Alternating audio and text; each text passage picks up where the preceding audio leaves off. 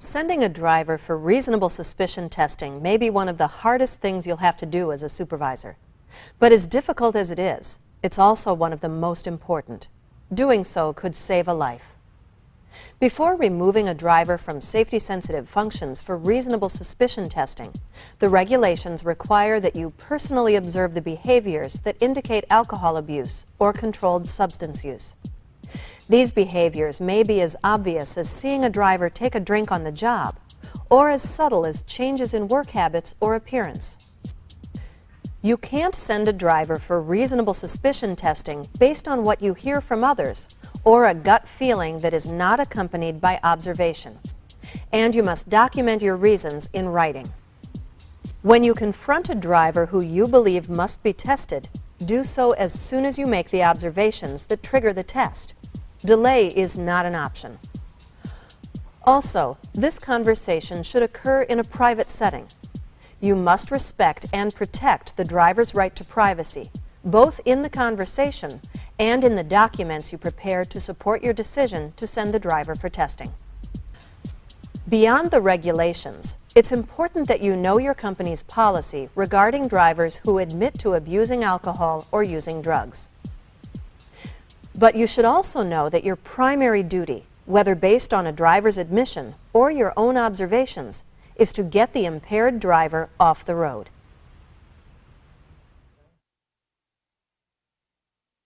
Reasonable suspicion is a question that comes up frequently with supervisors. I feel that the key point about it is to really know the people that you're supervising and to know them on a personal level, because what you're really looking for is a deviation from what is normal for that person. And so being able to interact with them on a daily basis and kind of know about their interests and their children and what's going on in their life, so that when changes do occur, you're able to kind of compare it to something. Some of the things that would clue me into suspicious behavior would be definitely a strong sense of, a smell of alcohol, glassy eyes, red bloodshot eyes maybe, looking very, very worn out, tired. Definitely a change of behavior would definitely be, where he is acting a certain way and never acted that way before. That would definitely be a sign. Say a person comes in and they are very short-tempered, being aggressive, when that's not the employee's usual behavior, but a cluster of behaviors that are observable: excessive thirst, glassy-eyed, essence, the smell of leftover alcohol, the smell of leftover marijuana, a change in behavior that is not typical of this employee. As a supervisor, you should be aware of changes in appearance, changes in maybe a driver's behavior, obvious things as maybe an odor. Those should be some examples or tips that would ask some questions if maybe a driver is under the influence of something. There's quite a few different observations that we train our supervisors on, and each of our supervisors are given a card so that they can refer to that at a moment's notice. Bruce? Yeah? Will you come into my office? Yeah, right away, as soon as I finish this paperwork. When a supervisor is in a situation of observing an employee that may be under the influence, their first thought needs to be in preserving human life, that employees and the public safety.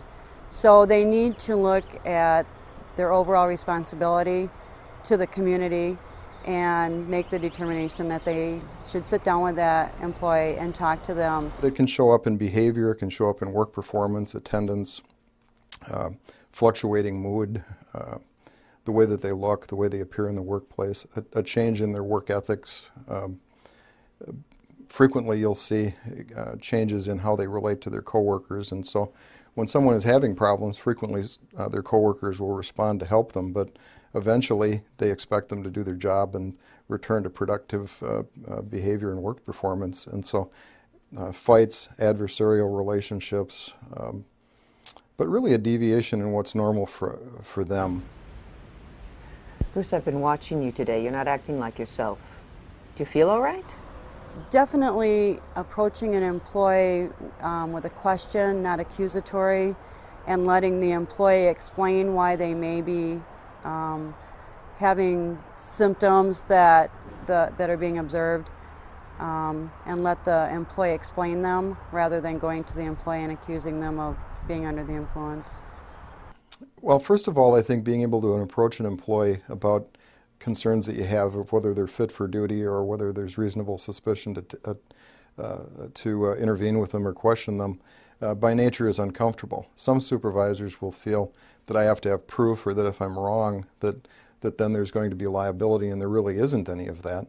But it should be done in a way that probably the supervisor has told his people previously. So in terms of policy reviews, being able to say to the employees, these are the kinds of things that reasonable suspicion would get you to meet me and pull you aside and talk with you. So smelling of alcohol, or stumbling or repeating things, or looking like you're just not fit for duty will result in me meeting with you.